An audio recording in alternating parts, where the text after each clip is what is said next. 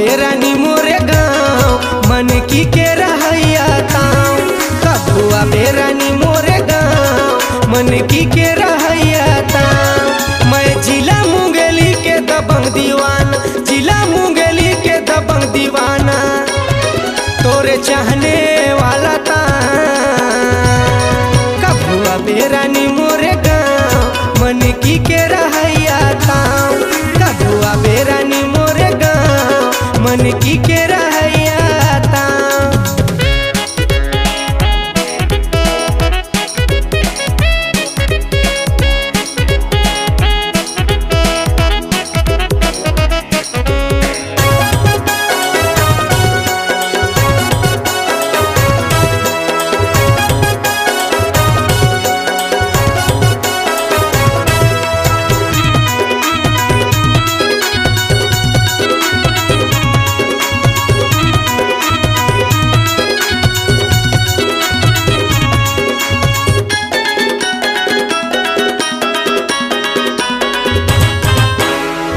डिंडौरी के करथा बाजार मेला घूमा हूँ तो लाया खरा।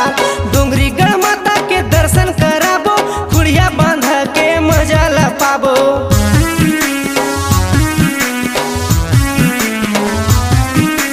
हम ही डिंडौरी के करथा बाजार मेला घूमा हूँ तो लाया खरा।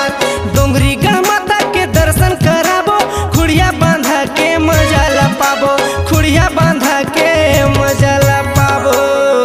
औ पूछते आबे रानी मोरे ना, मैं ससी रंगीला ताऊ मन की के रहैया। मैं ससी रंगीला ताऊ मन की के रहैया।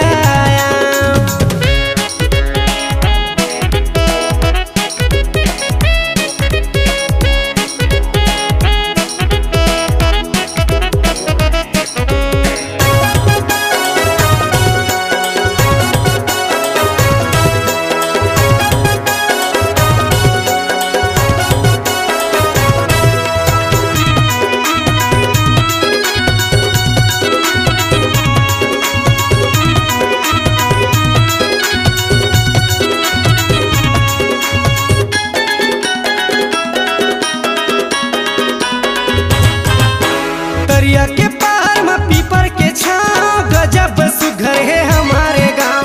छत्तीसगढ़ भर मोरे चेसर कहूँ ते पूछबे ना वाला मोर।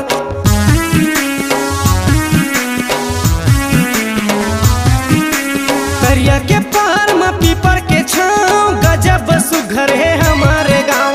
छत्तीसगढ़ भर मोरे चेसर कहूँ ते पूछबे ना वाला मोर, कहूँ ते पूछबे ना।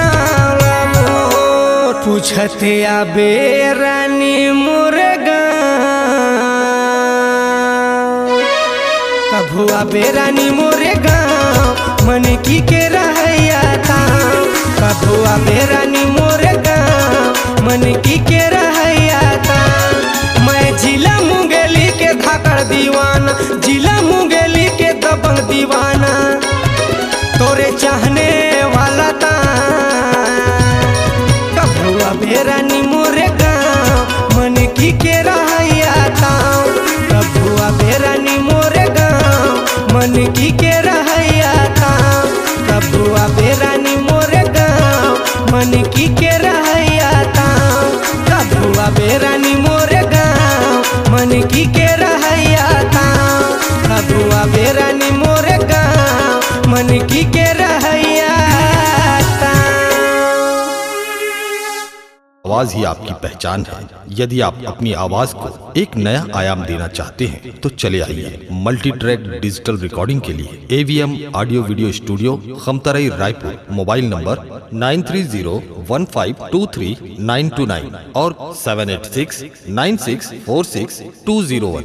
यदि आप नए एवं पुराने गीत सुनना चाहते हैं तो avmgana.com में जाकर गाना फ्री डाउनलोड करें और YouTube चैनल में AVM गाना को सब्सक्राइब करें।